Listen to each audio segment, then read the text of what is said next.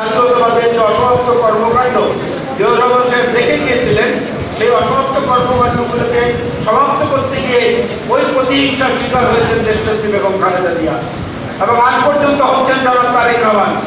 আপনারা দেখেছেন যে একজন শীর্ষ সন্ত্রাসীর মাধ্যমে তারেক রহমানের জীবনহানির লক্ষ্যে তাকে হত্যা করার উদ্দেশ্যে যে মিশনটি চালু হয়েছিল সেটি সৌভাগ্যক্রমে উদ্ঘাটিত হয়েছে এবং সে আসামিরা এখন আইন শৃঙ্খলা বাহিনীর হেফাজতে রয়েছে। এই জুলাই অভ্যুত্থানে 168 জন পথ শিশু নিহত হয়েছে। শুধু পথ শিশু নিহত হয়েছে 168 জন। এই জুলাই অভ্যুত্থানে যারা আহত হয়েছেন তাদের ব্যাপারে তারেক রহমানের চেয়ে বেশি খোঁজ খবর দিচ্ছেন এমন কোনো সরকারি তৎপরতা আমি অন্তত দেখি নাই।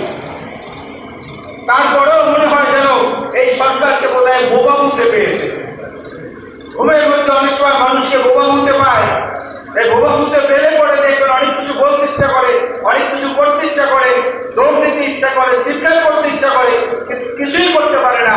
পাশে যে থাকে সে শুধু বোমানির শব্দ করে। তো এই সরকারের কাছ থেকে আমরা বোমানির শব্দ ছাড়া আর কিছু করতে পারছি না।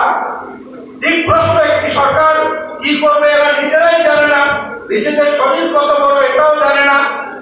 অবশ্যই এখানে কথাও আছে, কারণ প্রাণী গবেষণাবিদরা দেখিয়েছেন গাধা হচ্ছে একমাত্র প্রাণী যে তার চোখ দিয়ে তার পুরো শরীরটা দেখতে পারে, আর কোনো প্রাণী এটা পারে না।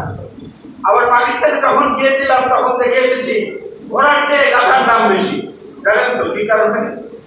ঘোড়ার চেয়ে গাধার দাম বেশি পাকিস্তানে এই কারণে যে ঘোড়ার চেয়ে বেশি মালপত্র বহন করতে পারে গাধা। তো ওজনদার জিনিস যেহেতু তাকে দিয়ে বেশি বহন করা যায়, ওই জন্য তার দাম ঘোড়ার চেয়ে বেশি। ঘোড়া তার চেয়ে কম মাল টানতে পারে। এখন কোনটা নিয়ে এই সরকার ব্যস্ত আছেন আমরা বুঝতে পারছি না। আমরা বারবার তাদেরকে যারা বলছি যে দেশ পরিচালনা করা আর এনজিও পরিচালনা করা এক জিনিস না। মাইক্রো ক্রেডিট দিয়ে তৎপরতা দেখিয়ে সারা পৃথিবীর কাছে প্রশংসা পাওয়া আর নিজের দেশের মানুষের কাছে প্রশংসা পাওয়া, এই দুটো আলাদা জিনিস। এই দুটোকে এক করে ফেললে হবে না। কেবল এলেন, আবার এরপরে ব্রিটেনে যাচ্ছেন আগামী 9 তারিখ না 10 তারিখে আরো একটা পুরস্কার আনার জন্য। যেখানে যাচ্ছেন সেখান থেকে আর একটা করে ডক্টরেট ডিগ্রি নিয়ে আসছেন। শেখ হাসিনাকে আমরা একসময় দেখেছিলাম তার স্বামী ডক্টর ওয়াজেদের সঙ্গে পাল্লা দিয়ে অনেকগুলো ডক্টরেট ডিগ্রি নিয়ে এসেছিলেন বিদেশ থেকে। এই ডক্টরেট দিয়ে কি আমরা পানি খাবো? বাজারে দ্রব্যমূল্য কমাতে পারছেন, মানুষের জীবনের নিরাপত্তা দিতে পারছেন, আইন শৃঙ্খলা পরিস্থিতির উন্নতি করতে পারছেন। মুক্তিযুদ্ধের মূল যে চেতনা ছিল সাম্য, মানবিক মর্যাদা, সামাজিক ন্যায় বিচার, সেটা প্রতিষ্ঠিত করার জন্য বড় কর্মসূচি ঘোষণা করেছেন। এখন পর্যন্ত অন্তর্বর্তীকালীন সরকার অন্তর্বর্তী আচরণের মধ্যেই থাকুন, স্থায়ী কোন আচরণের মধ্যে যাওয়ার এখতিয়ার আপনাদের নেই, আপনাদেরকে কেউ দেয়নি। সুতরাং এইটা মনে রেখে আগামী বাংলাদেশে মানুষের যে প্রত্যাশা, ৭১-এর মূল যে চেতনা, সেইখান থেকে আজ পর্যন্ত যত আন্দোলন সংগ্রাম, যত রক্তপাত হয়েছে এর প্রতি সম্মান জানাতে শেখেন।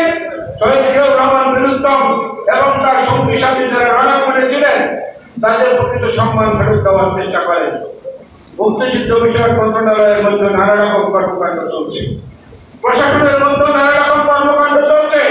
এখন পর্যন্ত প্রশাসন দিশাহীন। যতগুলো সংস্কার কমিটি হয়েছে, একটি সংস্কার কমিটি আজ পর্যন্ত তাদের কোনো একটা রূপরেখা তাদের সামনে উপস্থাপন করতে পারেনি। 10 মাস হয়ে গিয়েছে, আর কতদিন লাগবে?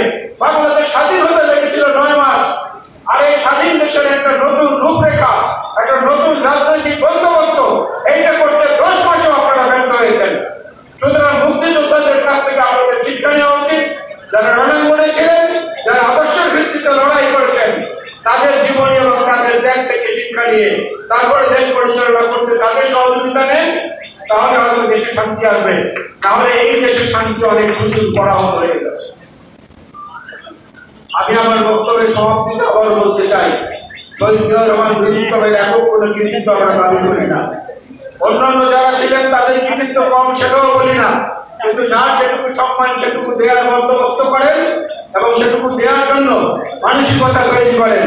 এই মানসিকতার মধ্য দিয়ে বাংলাদেশ পারস্পরিক সাম্য, সম্প্রীতি এবং ভ্রাতৃত্বের বন্ধনে আবদ্ধ হয়ে সম্মুখে এগিয়ে যাবে। সেই প্রত্যাশায় জাতীয়তাবাদী মুক্তিযোদ্ধা দলকে আমাকে আমন্ত্রণ জানানোর জন্য এবং আমার বক্তব্য শোনার সুযোগ দেওয়ার জন্য আবারও ধন্যবাদ জানিয়ে আল্লাহ হাফেজ। বাংলাদেশ জিন্দাবাদ, বাংলাদেশ জাতীয়তাবাদী মুক্তিযোদ্ধা দল জিন্দাবাদ, শহীদ জিয়া বীরুত্তম অমর হোক, দেশনেত্রী বেগম খালেদা জিয়া জিন্দাবাদ, জনাব তারেক রহমান জিন্দাবাদ। আসসালামু আলাইকুম।